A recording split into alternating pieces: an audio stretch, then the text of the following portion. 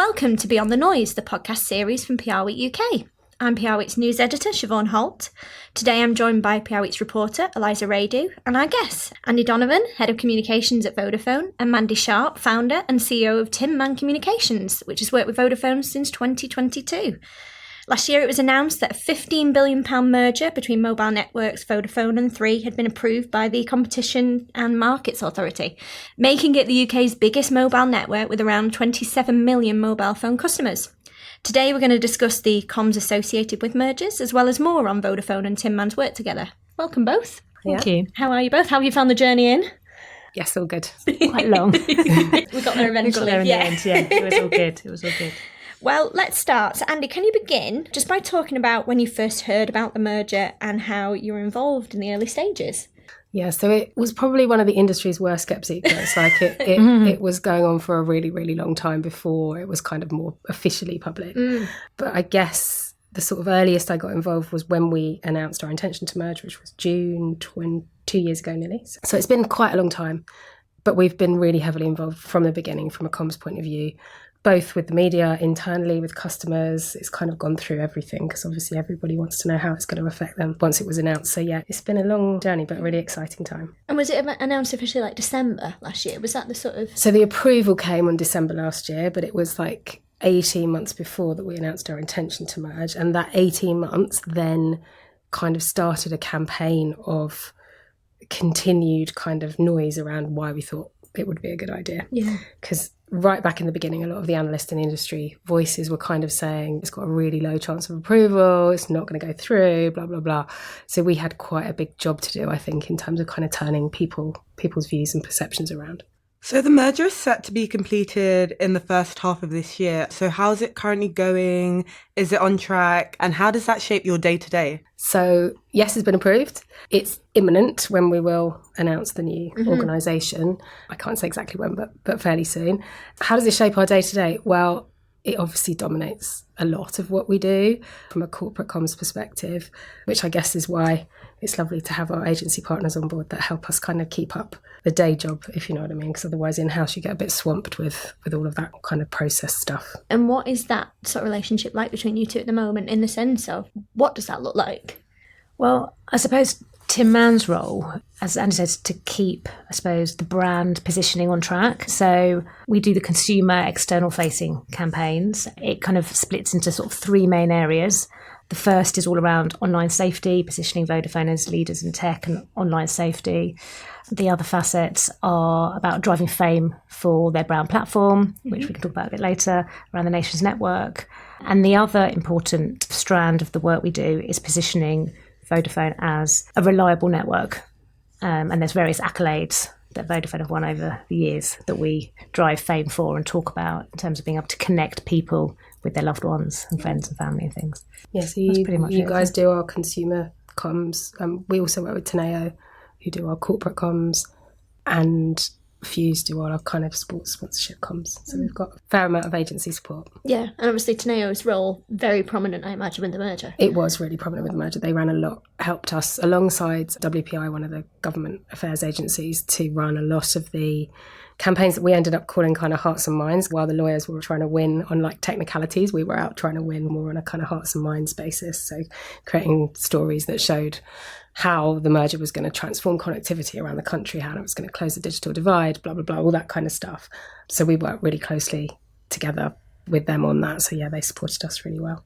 And obviously that's quite an important messaging that you've definitely pushed through as your comms, hasn't it? The sort of how it's going to change the industry. Yeah, as I said at the beginning, people weren't believers. They didn't think it was going to get approved. They didn't think, there's a lot of, people don't believe in 5G. People have said 5G is around for ages and people are like, what difference is it going to make to me? So we had to really show that it is going to change things. It's going to mean you're going to get connectivity on your train when you're commuting in, which is, for anyone that commutes, a nightmare. You're going to get in places where there is no connectivity now, there will be connectivity because we will build a new network. So it was just bringing that sort of more emotive stuff to the front and telling stories, really. I mean, back to what we all do for a living is telling stories around why it's going to be great and creating that kind of surround sound of positivity that I think just made it harder for the CMA to say no, because we'd got so many people on side, so many people saying they thought it was a good idea. Obviously, the lawyers did the main bulk of the work, but I think comms definitely had a role. Absolutely. And I think we're all quite proud of that. And so then how is it moving then? Because obviously Vodafone has its own comms function, as does Three. So how is it working now between the two functions united? Well, right now we're still two separate organisations until we're not. So we have to be separate until that day. But for future things, we are already working together and planning things for future for the new organisation. Exactly how it's going to work, we're not sure. Who sits where, all that kind of stuff hasn't been worked through. But I think we've all got a good working relationship, and yeah, it's exciting. And how big is your team and how big is theirs, just out of? They're structured slightly differently to us, so my team is about 19 people in total, and I think theirs is smaller, but their consumer team sit with their brand team and ours don't, so it's slightly different structures, but theirs is slightly smaller. So are there any plans to create a new business name, for example? Have you thought about merging the two together? I cannot tell you that because I would have to kill you now. It will be revealed, but not yet. So how then, just to get down into a bit more specifics, how are you communicating the changes to customers? So for consumer customers, we haven't done loads because honestly, if you kind of went up to Joe Blogs in the street, they probably don't even know there's a merger going on. Mm-hmm. Like somebody, I think we've got to be realistic in that it's our world, but it's not everyone else's. For business customers, it's been more important to kind of keep them abreast of the journey and explain to them why it's going to be so great, but we're still giving them great service that they're used to, just to kind of reassure them that nothing's going to change. I think once the new company is formed, the customer comms will ramp up a bit more, but up to this date, we haven't done loads with consumer customers. But that is obviously the next Yeah, stage. we will absolutely, of course. We've got so much, as we build the new network, as we roll out in certain cities, as we light up different cities, they'll get comms saying, hey, whatever city it is, 5G's here and you can get the best network here, blah, blah, blah. So yeah, it definitely will form part of the comms campaigns, but right now it's kind of a bit premature, I think. And how has the business side of things taken the news? Internally? Yeah. I think people are pretty positive about it. I mean, it's exciting. We're going to be the biggest M&O telco in the market, and we will hopefully take the leadership position. We've been more of a challenger in the market, but this kind of propels us forward. So, it's a really exciting proposition. So I think generally people are quite excited. It might change the way you approach comms then if you've been the challenger Massively. before. Yeah. Massively does. I think we've been talking about it internally a lot, from challenger to leader, how it changes what you do, right? When it's bad news, we sometimes wait for the bigger players to take the hit. We won't be able to do that anymore. No. We'll have to be the first ones to go out there and do stuff. So it massively changes it. It changes your mindset, changes how you approach things. You think you've got to be first, you've got to set the example. You're the one that Ofcom wants to talk about when issues come up. You can't hide behind people anymore. So I think from Com's perspective, it does change things loads. Absolutely. Leader in the field. So what have your biggest challenges been thus far, and do you have any challenges you think might come up in the future? There's always challenges, isn't there, with these things, because it's change. Yeah, well, there's lots of things, isn't there? There's the managing the business as usual, kind of the stuff we've been talking about, like the great brand work and making sure people know we've got great products and services and still buy from us, and the kind of narrative. It was a whole new work stream, really, kind of integrating that into your workload was a challenge. And as I say, like having great partners on board really helped us do that. I guess the uncertainty is challenging because you've got to manage your teams around, we don't know what's going to happen, and you have to be okay with that. Do you think as a comms function though you're maybe more set up for that because you're so used to an element of uncertainty sometimes in rolling with the punches? Yeah, I think comms people are fairly resilient, aren't they? Like we're used to change. We're used to things moving really quickly. We're used to not knowing what you're going to do in the morning, or what you plan to do in the morning isn't what you end up doing. We're all used to that. Also, we've been really close to it, so we probably know a lot more than other people in an organisation. Yeah. So probably with that comes a level of comfort. But yeah, I mean, it is just a tricky time, I think. So do you have any advice for comms professionals going through mergers? And if there was one thing you can change about this entire process, what would that be and why? The advice, I think, is you've got to be okay with a bit of uncertainty, which, like we just discussed, I think comms people are a bit more resilient and okay with that. But the second one is I've learned so much, like doing the last 18 months, running those campaigns, working with the lawyers, working with the economists, working with our government affairs team, and really seeing how comms impacts all those conversations that they're having.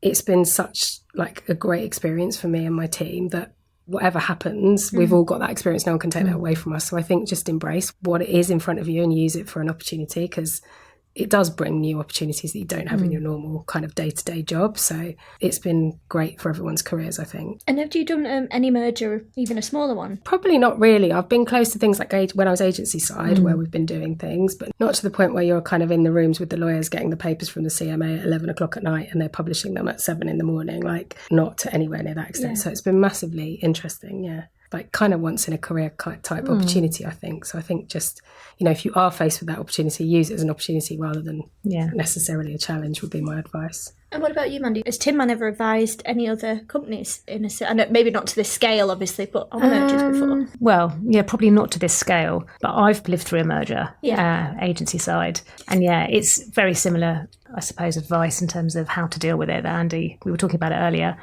I think you have to embrace the change. Change is unsettling. People do get nervous and it's the unknown and everyone has a fear of the unknown.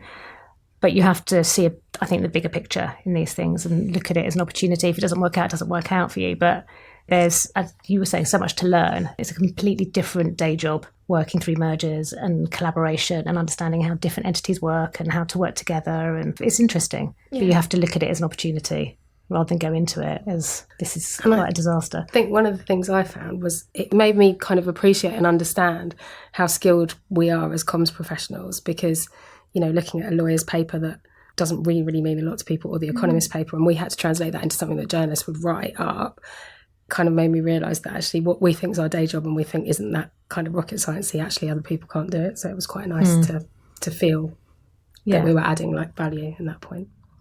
And how has your team adapted to it? Have some of them found that they really enjoy working on merger stories? I think they have, because it's been a full team effort, it really has. And across the wider corporate affairs function, not just the external comms team, everyone's really enjoyed it. I think they've all, like you said, learnt new skills, been exposed to things they haven't been exposed to before. So no, it has been really great. That's great. So how have you found it then, Mandy, with Tin Man, from your perspective, working on all this? It's been interesting for the team at Tin Man working on this, actually. I think, you have a different lens on the work that goes out externally when other stuff's happening behind the scenes. You have to be sensible and aware of that. I think, you have to be understanding that the Vodafone team are busy, very busy. They've got, obviously, their normal kind of brand PR roles, but they've got all that other stuff going on as well. So, it's just, I think, just working with them and just being supportive, because, sometimes things can take longer because there's other stuff going on. Things need shifting. Have to be very careful on tone of everything that goes out. We'll have agreed a campaign, but then suddenly we think, is that quite right? It might not be right. Might need to tweak a little bit. So it's just being flexible and just always seeing the strategic bigger picture, that there's other stuff that's going to be coming out in the next few months. So does that work? Will that be good for the long term? Is that right with the new kind of entity that the combined businesses will have, etc.? Things like that. It's just a bigger picture view, I think. Yeah. And on campaign work that you both are experts on. So have you found that as a business you have increased your campaigns around this, or is it you've done the same, or maybe have you reduced it? I'm just interested on when you have something like that, you've got more messaging coming further down the line, how does that impact the current situation? So we kind of ran them as two separate work streams. So the campaigns around the merger were one work stream, but then obviously we didn't have stuff clashing. But there were weeks where we'd have like a merger campaign go out, and then the next week we did like the London Skyline, the Best in London Skyline campaign that we did. Like, there were weeks where it was really busy from a Vodafone kind of news perspective. But I think it's important because you're kind of talking to different audiences. You're talking to people who want to buy our products. We want to get it in the red tops and things like that, exactly. Whereas the other stuff's going more in the broadsheet. So I think it's just being a bit more planned about what we do when. Yeah, I think you just have to keep the business as usual piece going, because you have to keep the brand work going, because you're still the same brand. Behind the scenes, things might be changing, but to consumers, they're not bothered about, as you were saying before, they're not bothered about the merger at that point. They may have heard a rumour about it, they may have read something, but to them it doesn't matter. To them it's Vodafone's that's my network, and that's what I'm interested in. So it's focusing on keeping those brand positioning pieces going, I think. Yeah. And has it been that you've had to remind people that the consumer that isn't maybe the big deal for the consumer, and that, as you say, to keep the other work going? No, I think internally the senior leadership team have been very focused that BAU is BAU and has to continue, so that they don't lose out commercially more than anything. And then the merger was a separate work stream. Interesting. So in our team, we ended up working on both, but in other teams, people would just be AU and they didn't touch the merger stuff. And then there'd be dedicated people to do merger stuff. Because we're comms, I think it's quite hard to separate it like that, because like you say, we've got to be aware of the bigger picture of stuff. Yeah. But if you're doing something else in the business, it's easy to kind of separate it. So no, there's definitely been a recognition that BAU has to continue. And for both of you, have you had to collaborate with Three's comms team a lot on this, or their partner agencies? More so now we're moving to the new organisation, because anything that we launch future together, we're collaborating with them on. The stuff we've done up to now, not so much, because we've done it very much from a Vodafone point of view, and they've done stuff from a Three point of view. So we've sort of kept each other up to date, but haven't necessarily collaborated. But for example, when we launch the new company, we'll do that together. Yeah. And let's chat a bit more about your campaign work. I was actually wondering, in light of like the recent Netflix drama Adolescence, which obviously highlighted toxic masculinity online, I was wondering, as comms professionals working for a mobile network, what you made of that. Well, it was interesting because last year we launched a campaign called The Rise of the Algorithm, which did win a PRWeek award, which I'm sure I just dropped that in there. But it was literally the story of adolescence, pre-adolescence. Obviously, we didn't know about adolescence coming out at the time, but it was all about the danger of online misogyny affecting young boys and their worldview, and how within about 60 seconds young boys are exposed to harmful content. I mean, that's a terrifying stat.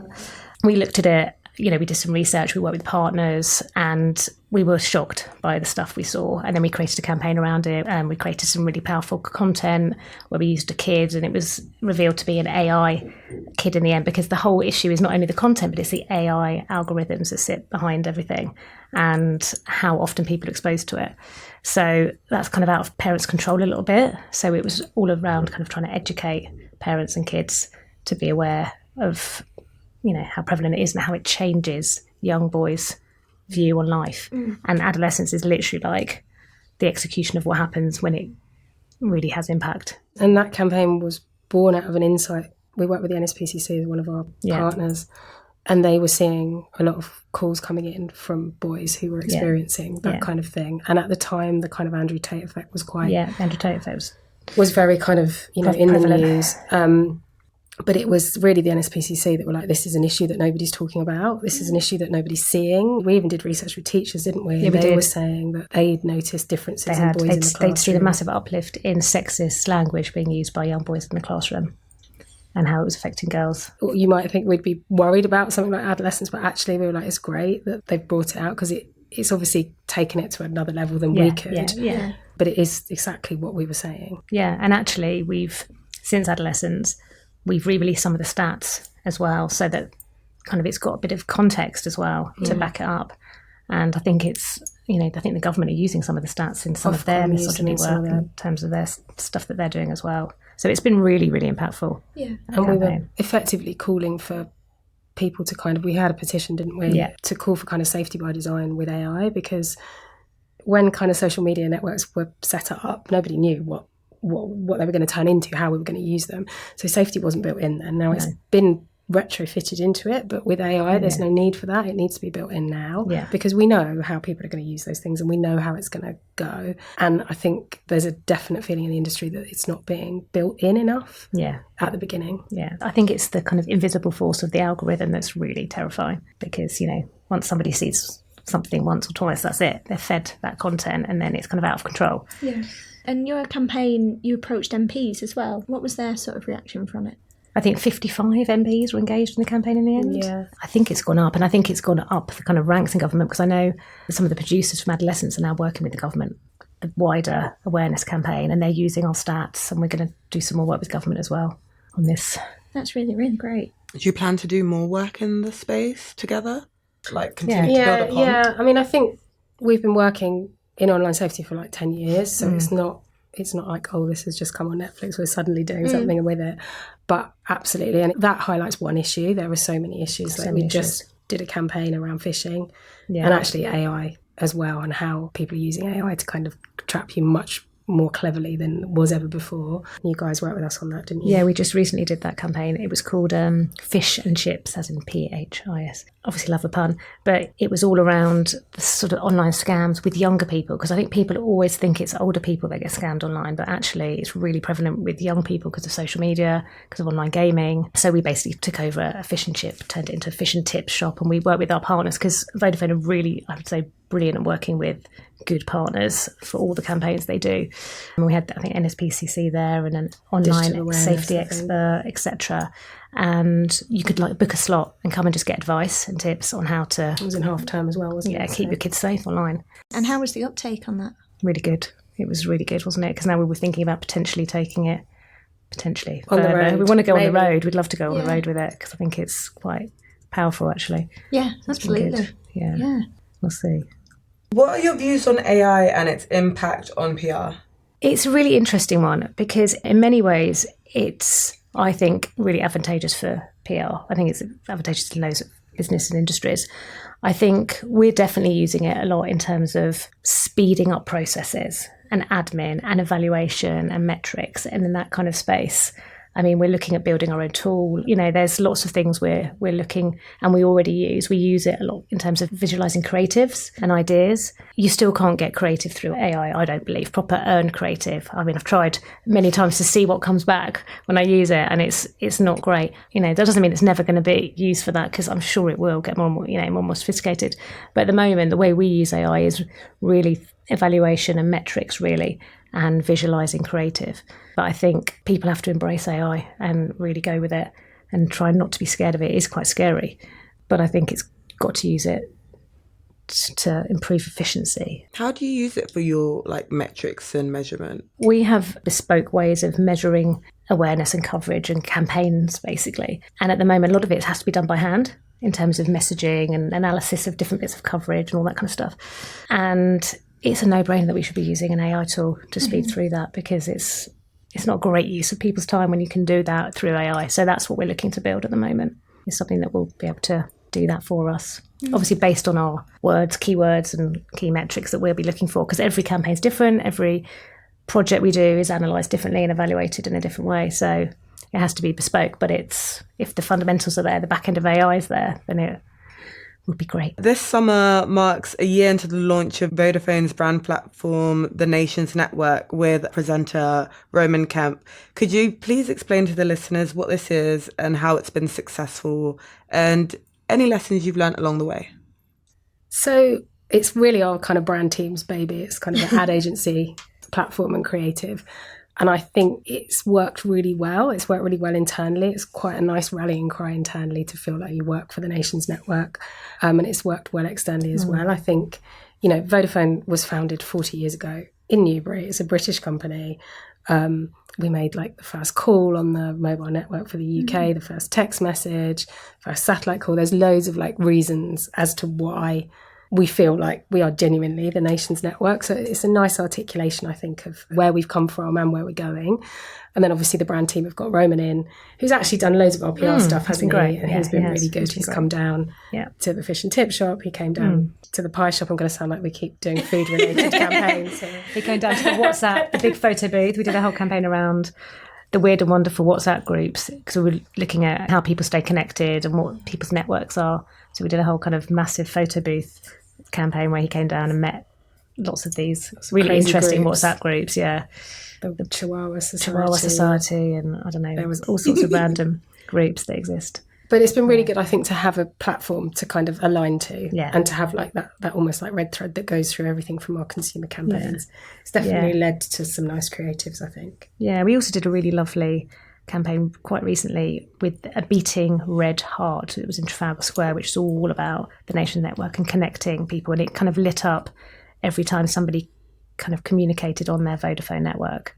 So it was like a live kind of connection, wasn't it? It's nice. Illustration of a connection. It was really nice, actually. So there's lots of nice things that come off the back of the Nations Network as a brand platform. And I think it's broad enough, isn't it, that it allows us to be fairly creative and go in different directions, but it's got that kind of central thread through it. Yeah.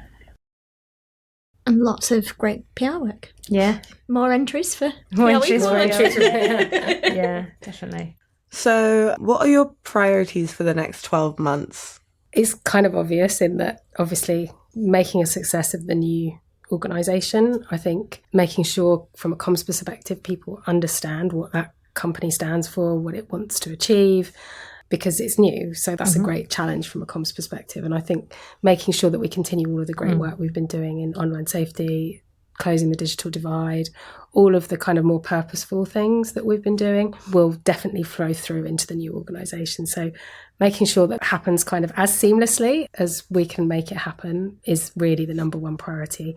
And then to make sure that we continue the focus on the kind of go-to-market brands of Three and Vodafone, making sure that people still understand that there's great products and services to buy from those brands, I guess, from a more sort of consumer perspective. But yeah, the merger kind of has to be the number one priority, getting it through, making sure, everything's seamless and we all work together. And what are your predictions at the moment for the industry? How are you feeling things are at the minute? How are they going? I think I'm in-house now. I'm not agency anymore. I feel like I'm in a bubble. I think it's quite unpredictable. I'm sure probably everyone sort of feels that. I think the year started really well. I think there was a really good energy. I think at the moment it's slightly different. I think there's a lot more nervousness with clients, etc.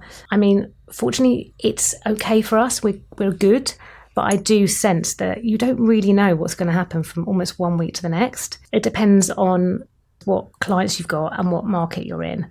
And I've always been a big believer in having a variety of different clients in different industries. I think it keeps you fresh in terms of creative and strategy thinking, but I also think it's safety. I think I always worry for kind of agencies that focus on such a specific area, because I just think if that area suffers, it's not great for that agency. So we have quite a variety of clients, from consumer tech to food, all sorts and everything in between. So it gives us that security that generally there may be ups and downs within the portfolio, but generally it will be steady. But it is unpredictable. I don't think anyone can say otherwise, really. Which areas are you seeing are the areas of growth at the moment in 2025? I would say consumer tech is good because people want tech and they want their phones and they want their products.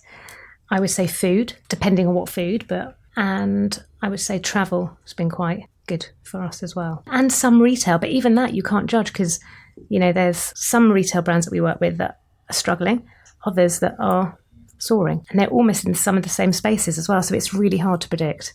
So it's more down to the brand necessarily. It's down to the brand. I think it's down to the brand. And are there any sort of other trends, maybe like recruitment or anything else that you're seeing at the minute? Recruitment-wise, I think it's a bit flat out there. I think people are probably nervous to move if they were looking. I think people are laying people off rather than recruiting, it seems. I think that's the honest scenario out there. I think, maybe the bigger agencies are different. I don't know. I mean, we're not, but I hear different things. You see different things. I think, again, it's a bit of a flat market probably in recruitment. There are various roles that we're filling and we're hiring. I don't know. I don't really know the answer on recruitment yet because it's hard to know how everyone else is. You live in your own bubble a bit. Yeah. We've just done an entry level recruitment drive and we had over 500 CVs for 2 roles. So at the entry level, people are really keen to get into comms and social and influencer and everything that sits within that. And are they coming from universities or? All sorts. Because our entry level we don't just take people from uni. We do some people who want to change roles or change their careers, a bit older. We open it to everyone. That's why we call it like an entry level rather than an internship kind of thing, because we just want to see who's good, give more opportunities really. So yeah, it's all different types of level of people. Yeah, because I think anecdotally we've definitely sort of read recently, haven't we, that it's quite difficult at the moment in the job market. They're getting ghosted, I think, has also been referenced. So we were just wondering what your general thoughts, both of you, would be on that, on what you're hearing in the industry, even anecdotally. Yeah, I mean, I have friends who have kids who are looking for jobs who tell me this a lot, that their kids are really struggling to get jobs and to struggling to get responses. They just send the CV out and don't hear anything. Yeah. So it's a shame. It's hard. But then the alternative is, as you say, when you've got 500, and how do you? Yeah, I know, and it's really hard because there was such talent, so much talent as well within that 500. But you can only offer so many roles. So as more roles come up throughout the year, hopefully we'll be able to get back in touch and offer more opportunities to people. But it was amazing to see the calibre of talent at that young age. I went home and told my daughter she needs to up her game. She starts doing her CV. Well, that's all we have time for this week. Thanks so much to Andi and Mandy for coming on PR Week's podcast today, and to Eliza. And thanks to you for listening. Bye for now.